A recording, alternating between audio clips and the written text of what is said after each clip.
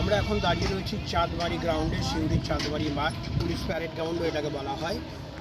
তো হঠাৎ করে আমরা যেটা জানতাম যে সিউড়ির ইরিগেশন কলোনির মাঠে 9ই এপ্রিল প্রধানমন্ত্রী নরেন্দ্র মোদীর সভা হবে, কিন্তু তার মধ্যে এসপিজি যারা কর্তা তারা এসে মাঠটি অত্যন্ত ছোট হওয়ার কারণে এবং প্রয়োজনীয় আরও বড় জায়গার কারণে কিন্তু হঠাৎ করে মাঠের পরিবর্তন করা হয়েছে।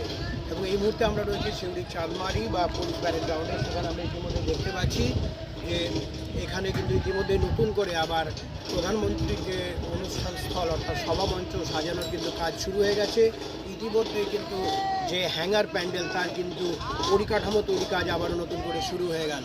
ফলে নতুন করে যেটা দুপুরবেলা একটা সকালবেলায় যে আমরা জানতে পারছিলাম যে একটা স্থানের পরিবর্তন ঘটতে পারে, অর্থাৎ ইরিগেশন কলোনি মাঠ থেকে সরে যেতে পারে অন্য কোনো স্থানে, বিকালের পরে আমরা জানতে পারলাম যে তার স্থানটা এই মুহূর্তে ঠিক করা হয়েছে সিউড়ির যে চাঁদবাড়ি মাঠ রয়েছে সেই মাঠেই, এবং 9 তারিখে এখানেই হবে তার সভা। এবং তারই প্রস্তুতি কিন্তু ইতিমধ্যে আমরা দেখতে পাচ্ছি শুরু হয়ে গেছে এই মাঠ জুড়ে।